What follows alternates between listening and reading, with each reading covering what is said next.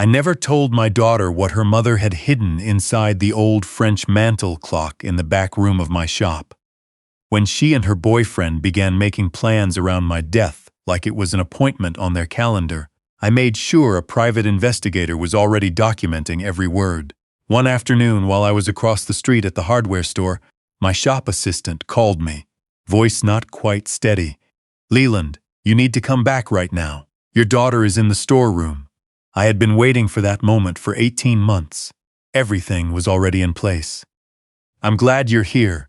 Before I go any further, drop the word protect in the comments if you believe that real love sometimes means protecting the people you care about most, even when it costs you everything to do it."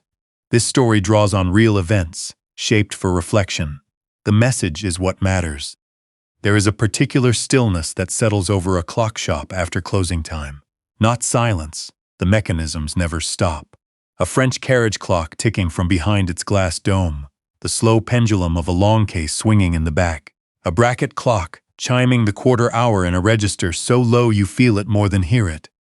I have been listening to those sounds for 40 years. My name is Leland Pierce.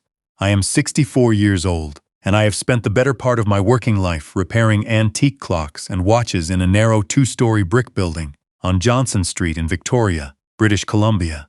Pierce & Son Clockworks, though my son never materialized. My wife, Marta, named it that when we opened in 1986, when we were young enough to believe everything we hoped for would come true. Marta.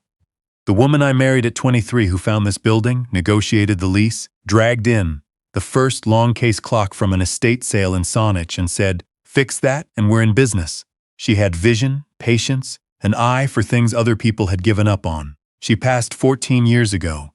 Pancreatic cancer, the kind that doesn't wait. We brought her home to our house in Oak Bay at the end. She wanted to hear the harbor.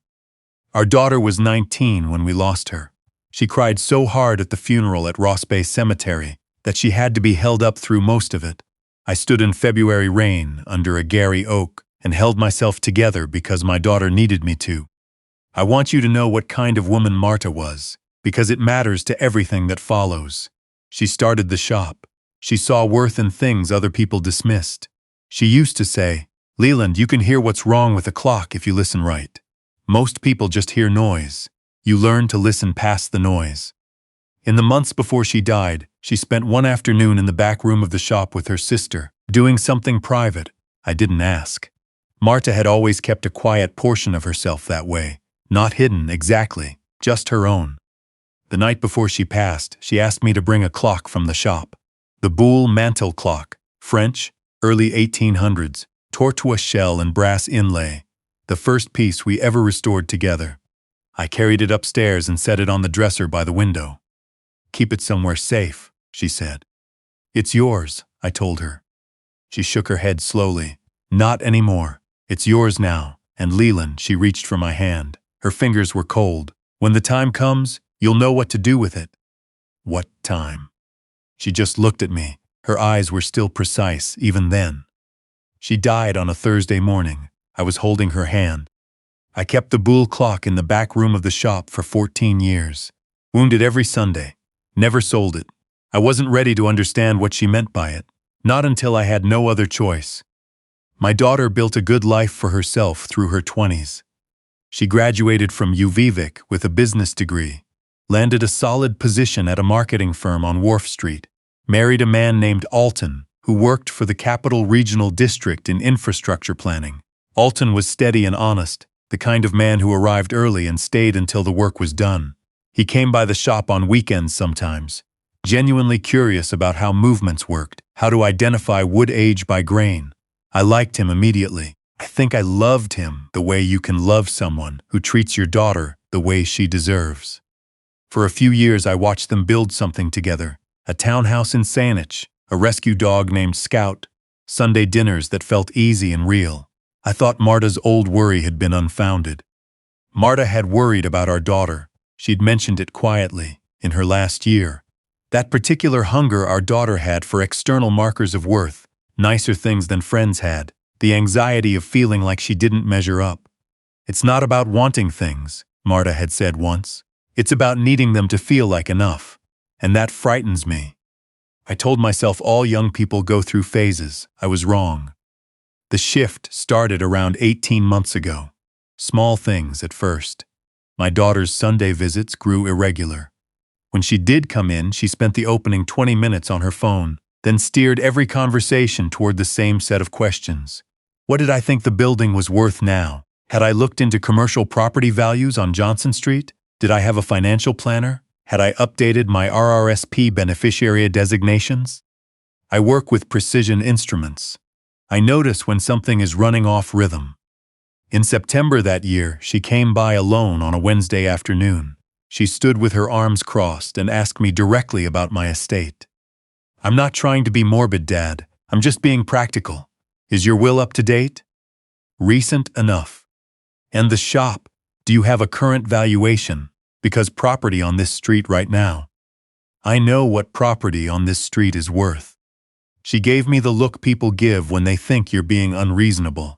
I'm just making sure you're protected, in case something happens. I told her I appreciated the concern and I'd speak to my solicitor. She left 20 minutes later without asking how I was, without asking whether I needed anything. I stood alone in the shop and listened to the clocks for a long time after she was gone. His name was Travis Vane. My daughter mentioned him first as a new account manager at her firm, young, driven, 27 years old. Within a month, he was the subject of every third sentence. Travis had suggested a campaign strategy. Travis had taken her to lunch to go over the Q3 numbers. Travis thought she was undervalued at her current salary level. She brought him to the shop in October. He wore a jacket that was too expensive for casual wear. His handshake was calibrated, firm for exactly the right count. Eye contact held for precisely the right duration. He moved through my shop the way people move through a property they're assessing. He looked at the ceiling joists, the original hardwood floors, the street-facing windows. He said the right things about the craft. You don't see real artisanship like this anymore. But his eyes weren't on the clocks. My daughter watched him the entire visit. Not the work, not me, him. 2 days later, she called and asked if I had thought any more about eventually selling the business. I started keeping a notebook that week. My son-in-law came to see me alone in November. He sat in the restoration chair downstairs with his coat still on, a mug of coffee he'd stopped drinking between his hands. Something's wrong with us, he said. I don't know exactly what it is, but it's wrong. He described what I'd been watching for 2 months. The phone kept face down and password changed, late evenings that didn't match her schedule, the way she looked at him now. Not unkindly, just distantly, the way you look at a problem you've already mentally resolved. He'd tried to talk to her. She said he was being insecure. Has she mentioned anyone at work? I asked carefully. Someone she talks about more than usual? His jaw tightened. Yeah. What do you think is happening? He looked out the small basement window at pedestrians passing on the sidewalk. I know what's happening. I keep hoping I'm wrong. I put my hand on his shoulder and told him not to confront her yet, not without something solid. I told him I'd already started keeping notes. About what? He asked. About the questions she keeps asking me, about my estate. The shape of it settled into him slowly. How long has this been going on? He asked. Since September at least. He was quiet. Then what are you planning? I'm not certain yet, I said, but I want you with me when it's time. He nodded once, with the kind of finality that doesn't need words. The following week I drove to Fort Street and sat down with Paula Greer, my estate solicitor of 11 years. Paula is careful and unhurried and precisely as serious as each situation requires. I told her everything. When I finished, she said, Leland, if your daughter is treating your death as a financial planning event, we need to make your estate airtight. New will, new trust conditions, clear documentation of intent. I also want to hire someone, I said. An investigator. Yes. She referred me to Burton Mack, who operated out of a modest office on Quadra Street, former Vancouver police, late 50s. When I sat down across from him and explained what I needed, he just said, all right, let's get started. Over the following 4 months, Burton documented 7 dinners, 2 weekend trips, 1 to Tofino, 1 to Whistler, booked under Travis's name. He photographed my daughter, and Travis at the Barden Banker on Government Street, his hand on her knee, her laughing at something on his phone with that particular brightness she used to direct at my son-in-law. I kept Burton's reports in a place no one would think to look. I need to tell you about the Boole clock. I had always known the base was slightly heavier than it should be, 14 years of winding it every Sunday, and I'd noticed a faint give in the lower right panel that didn't match the left. I told myself it was the restoration settling. Old wood does that. It was a Tuesday in January, 8 months after I'd started the notebook, when I finally removed the movement and examined the case properly. I ran my thumb along the base molding. Nothing. Then I angled the winding key counterclockwise in the arbor while pressing the crown of the case from below. A drawer slid open, hidden behind a false batten maybe 2 centimeters deep, inside a sealed envelope. Marta's handwriting on the front, Leland, for when you need it. Inside the envelope was a folded letter and a small digital recorder, the journalist's kind, with a strip of tape on the back, her writing on the tape, press play. I sat down before I did. Her voice came through clearly, without static, as clean as the day she'd recorded it. Leland, if you're hearing this, it means what I was afraid of has happened. I need you to know I saw what I saw, and I'm not blaming you for not seeing it yet. You always believed the best about people. That was one of the things I loved most about you. But some cracks don't close by themselves. They widen. I'm leaving you this space to keep what you need to keep. Whatever proof you find, put it here. Nobody thinks to look inside the things they've already dismissed. I love you. I'm sorry I won't be there to help you through this. But you will get through it. You always do. I sat in the workbench chair for a long time. She had known. 14 years before any of this began, with that quiet precision she'd always had for reading people, Marta had prepared for it. She had left me a vault inside the clock my daughter would never bother to examine, because she had never valued what was in it. I put Burton's reports in the hidden drawer. I put a copy of my updated will there. I put a handwritten letter to my son-in-law. And later, after Burton installed a recording device in the shop's storeroom, properly disclosed under British Columbia law, consented to in writing, I put the transcript there too.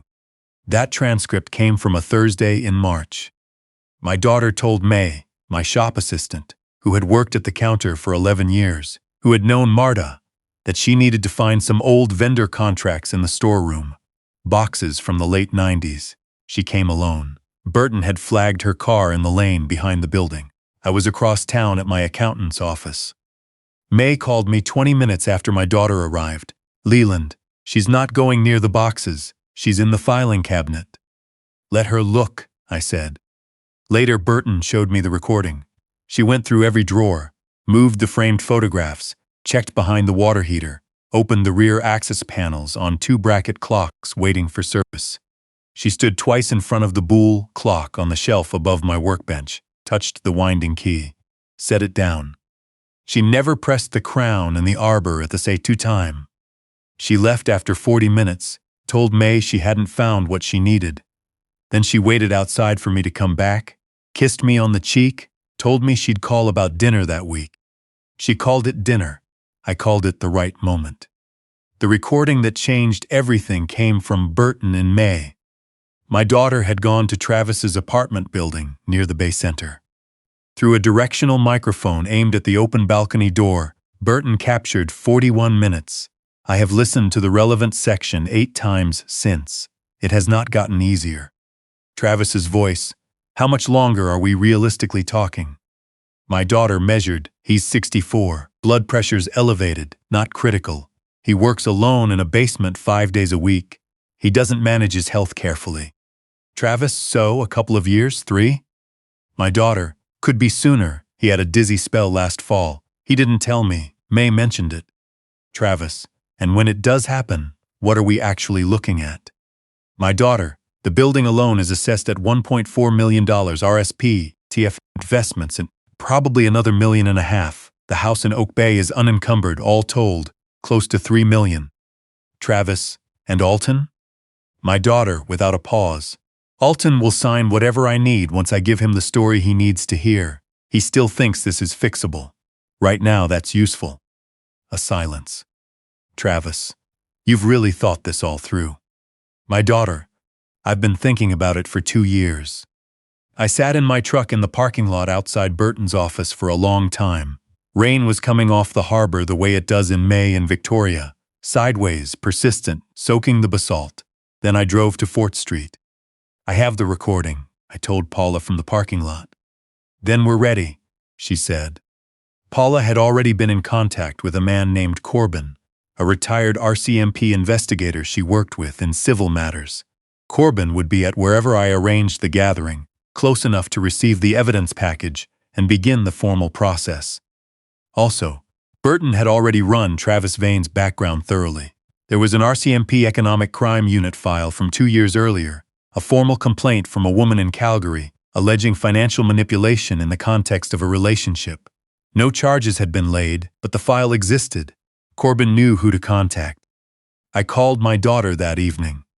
I want us to have dinner, I said. You, Alton, and me. There's something I want to discuss. My estate planning. I think it's finally time. The change in her voice was immediate. That particular brightness, the one I had spent 18 months learning to recognize for what it was. Yes, absolutely, Dad. That's such a good idea. I'm so glad you're ready to talk about it.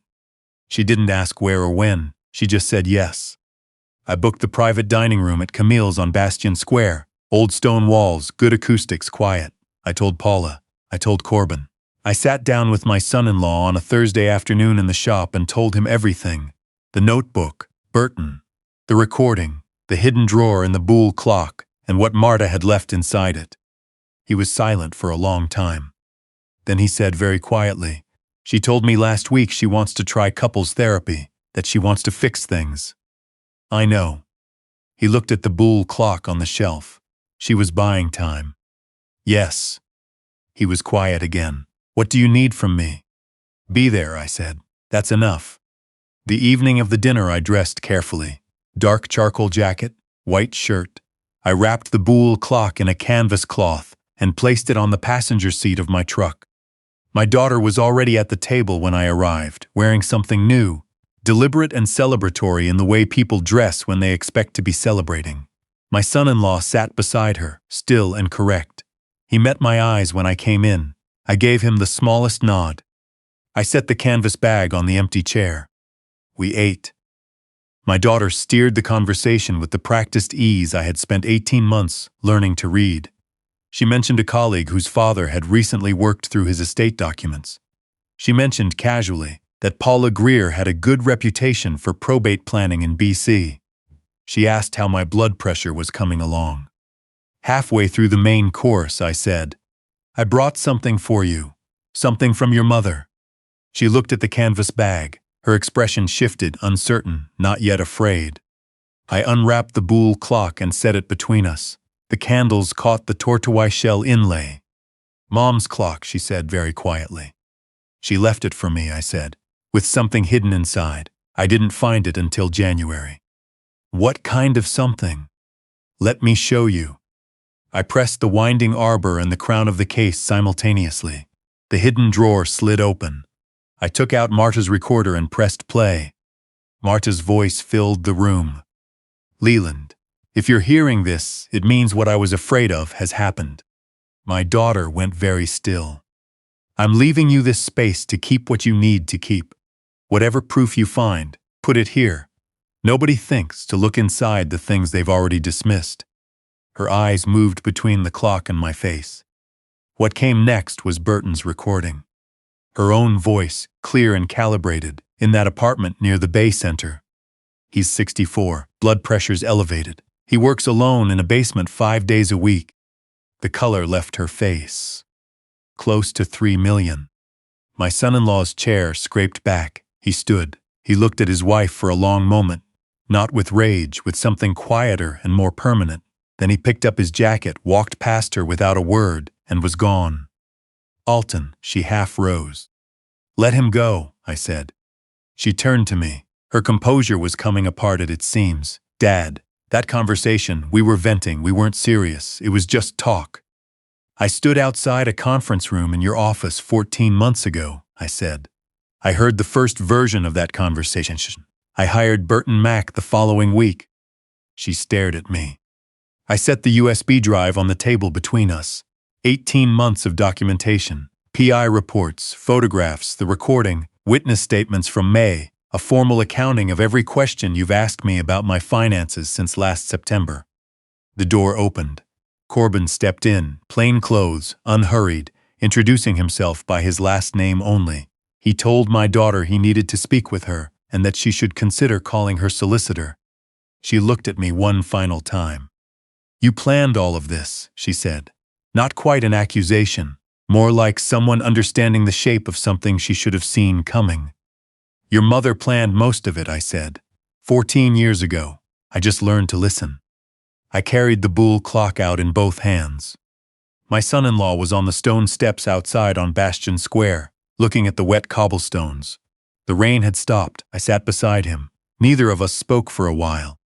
"I still loved her," he said finally. Not past tense exactly, just a sentence that no longer fit neatly into any tense at all. "I know, son." He filed for divorce 3 weeks later. By then, Burton had passed Travis Vane's background file to Corbin, who forwarded it to the RCMP Economic Crime Unit. The Calgary complaint was reopened alongside the new evidence. Travis was contacted before the month was out. He did not disappear. There was nowhere clean left to go. My daughter lost her position at the marketing firm within 2 weeks. Their own review found irregularities in 2 client accounts she'd managed. She hired a lawyer. The trust conditions Paula had prepared held up cleanly. For 6 weeks after the dinner, I kept the shop closed on Sundays and didn't quite know what to do with the silence. She called me 23 times in the first 10 days. I didn't answer. On the 31st day, she came to the shop. She rang the bell properly and waited outside. May let her in and came to find me in the back. My daughter looked like someone who had stopped managing appearances. Hair pulled back, old university sweatshirt, no performance. She held the spare key to the shop, the one I'd given her years ago when she used to come in to water the plants when I was away for a week. She set it on the counter. "I came to return this," she said. I looked at her for a long moment. "Sit down," I said. She sat in the restoration chair, the same one her mother used to sit in when she was teaching me to identify movement types by sound. "Your mother set aside $240,000 in trust for you," I said. "It's still there. It hasn't moved." She looked up. "It's not for the woman who sat in an apartment planning her father's timeline," I said. "It's for someone else, someone who finds her way back. Paula has the conditions in writing. You have 2 years. 2 years, she repeated. 2 years to show me, not tell me, show me, that you understand what you did, what it cost Alton, what it cost me, what it cost the person your mother believed you could be." She was quiet for a moment. "Why would you offer me that, after everything?" I picked up a small brass carriage clock from the worktop. Came in last Tuesday. Spring worn through. Owner had given up on it. I set it between us. "Your mother spent 40 years showing me that broken doesn't mean worthless," I said. "Come in on Tuesdays and Thursdays. 2 hours. Help me restore things.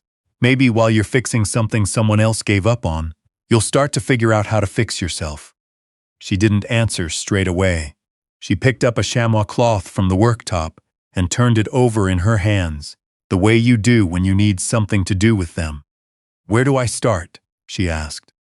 I wound the Boule clock, the escapement engaged, the familiar heartbeat filling the back room the same way it had filled rooms for 200 years.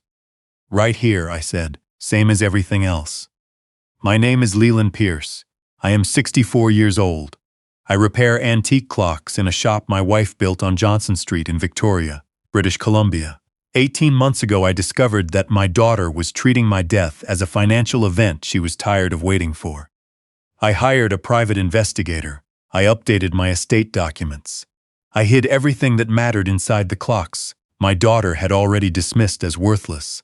The same way Marta had hidden a message for me inside the Boule clock 14 years earlier, because she knew I would need it someday. And on a rainy night at a stone table in Old Town Victoria, I played my daughter her own voice, and I gave her the choice Marta had always believed she deserved. Here is what I have learned in the 2 years since I found that hidden drawer. Love does not always feel like comfort. Sometimes it feels like sitting across from your own child and refusing to look away from what they have become. Sometimes it feels like 14 years of winding a clock you don't yet understand, trusting that the person who left it to you knew something you didn't. Marta always knew things I didn't. She left me a tool I wasn't ready for, and the grace to find it when I finally was. My daughter comes on Tuesdays and Thursdays now. She is learning to regulate a French striking movement. She doesn't say much, neither do I. But the clocks keep running, and we keep winding them, and some mornings the shop feels almost like it used to. Some things take longer than we want them to. That's what Marta would say. You don't rush a restoration. You wait for the right moment. You use the right tools. And you trust that what you're working on still has something worth saving. I'm still not certain I did everything right. But I'm doing what she taught me. I'm listening past the noise.